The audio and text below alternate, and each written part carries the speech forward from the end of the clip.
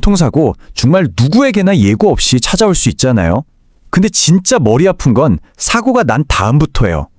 특히 보험사에서 전화와서 합의금을 딱 제시하는데 과연 이게 최선일까요? 오늘 여러분이 어쩌면 놓치고 있을지도 모를 그 정당한 보상에 대해 속 시원하게 한번 파헤쳐 보겠습니다. 사고가 나고 정신이 없는데 보험사에서 전화가 오죠. 그리고 합의금을 제시합니다. 이걸로 빨리 끝내면 좋겠다 싶기도 하고요. 하지만 잠깐 여기서 한번 생각해 봐야 해요. 보험사가 처음 던진 이 금액, 정말 여러분이 받아야 할 보상의 전부일까요? 대부분은 그렇지 않다는 게 문제입니다. 실제 있었던 사례를 한번 볼게요. 이 피해자분 그냥 살짝 다친 수준이 아니었어요. 왼쪽 종아리뼈랑 갈비뼈가 4개나 부러졌고요. 심지어 피부 괴사 진단까지 받았다고 합니다. 진단만 12주에 수술까지 받아야 했으니 정말 심각한 부상이었죠. 이렇게 크게 다친 분한테 보험사가 처음 제시한 합의금, 과연 얼마였을까요? 네, 바로 1,400만 원이었습니다. 이 숫자를 딱 봤을 때 피해자분 심정이 어땠을까요? 정말 황당하고 억울하지 않았을까요? 그렇죠.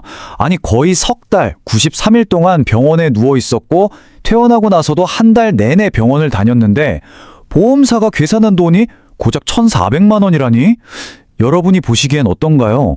이게 공정한 금액이라고 할 수 있을까요? 그런데요, 이 피해자분이 포기하지 않고 전문가 도움을 받아서 제대로 따져봤더니 최종 합의금이 무려 3,300만 원이 됐습니다. 차액만 1,900만 원이에요. 바로 이 지점이 오늘 이야기의 핵심입니다. 보험사의 첫 제안이 절대로 끝이 아니라는 것, 그리고 여러분이 받아야 할 정당한 보상은 생각보다 훨씬 클 수 있다는 사실 말이죠. 자, 그럼 어떻게 이렇게까지 큰 차이가 날 수 있었을까요? 그 첫 번째 열쇠는요, 바로 이 보상금을 계산하는 사람에 대해 아는 겁니다. 지금 내 앞에 있는 이 사람이 과연 누구 편인지 이걸 아는 게 나를 지키는 첫걸음이거든요. 손해사정이라는 말 들어보셨죠?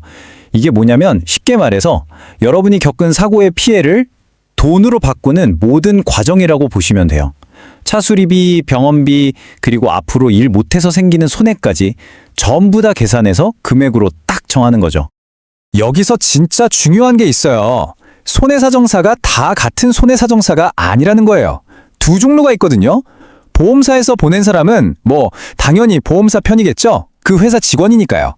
하지만 여러분이 직접 선임할 수 있는 독립 손해사정사도 있습니다. 이분들은 오직 내 편, 그러니까 여러분 편에서 싸워주는 든든한 방패 역할을 하는 거죠. 이 차이를 아는 것, 이게 모든 것의 시작입니다. 근데 현실은 이렇습니다. 우리가 사고 후에 만나는 손해사정사 대부분은 보험사 측 사람이라는 거죠. 그렇기 때문에 보험사의 첫 제안을 곧이곧대로 믿기보다는 나를 위해 일해줄 전문가가 왜 필요한지 이제 좀 더 분명해지셨을 겁니다. 좋습니다. 그럼 이제부터는 많은 분들이 그냥 지나치는 숨겨진 보상금에 대해서 한번 이야기해 볼게요. 보상이라는 게 단순히 눈에 보이는 병원비, 수리비가 전부가 아니거든요. 그 대표적인 예가 바로 이 경락손해입니다. 아무리 차를 완벽하게 고쳐도 사고차라는 딱지가 붙으면 중고차값 떨어지는 거 다들 아시죠? 바로 그 떨어진 가치만큼을 보상받는 거예요. 이건 당연히 받아내야 할 여러분의 권리입니다. 보험사에서는 보통 차가 5년 넘어서 안 돼요 라거나 수리비가 차값의 20%가 안 넘어서 안 돼요 이런 얘기를 많이 하거든요. 하지만 이거 다 옛날 얘기입니다. 화면에 나오는 것처럼 이런 기준들은 절대적이지 않아요. 요즘 법원에서는 차의 나이나 수리비보다 더 중요한 거, 바로 차의 뼈대, 즉 주요 골격이 다쳤는지를 봐요.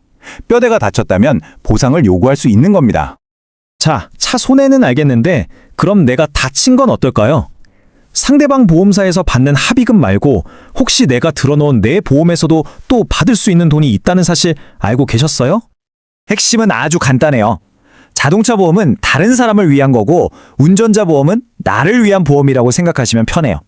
그래서 사고가 나면 상대방 자동차 보험에서 합의금을 받죠.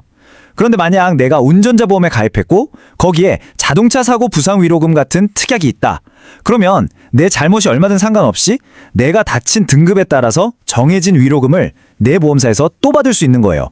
바로 이 부분이 맨 처음에 봤던 그 사례에서 결정적인 역할을 했습니다. 그 피해자분, 상대방 보험사에서 3,300만 원 받은 거랑은 별개로 본인이 들어뒀던 운전자 보험에서 후유장애 보험금으로 2천만 원을 추가로 받았어요. 그럼 총 5,300만 원이죠.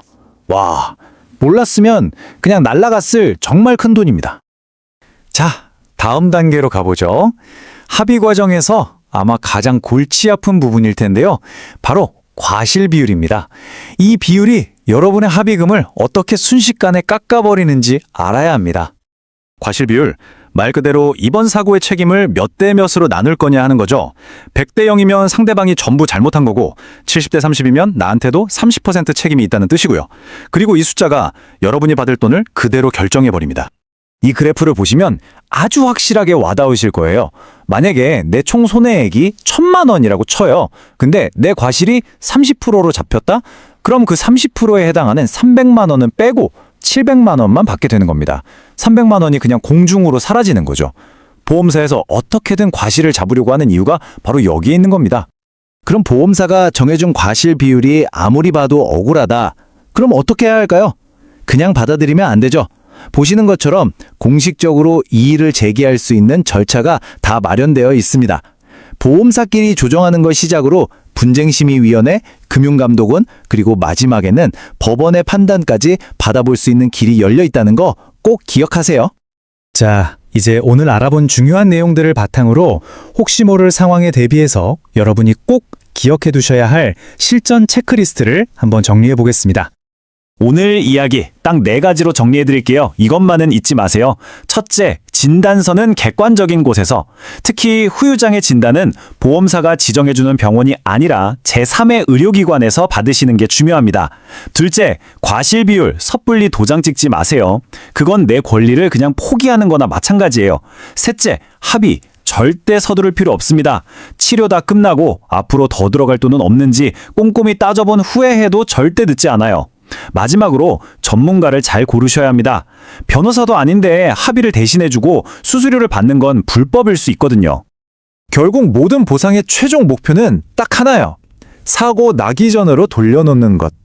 그러니까 눈에 보이는 병원비, 수리비뿐만 아니라 사고 때문에 잃어버린 내 시간, 내 소득, 내 차의 가치까지 모두 되찾는 게 진짜 정당한 보상이라고 할 수 있겠죠.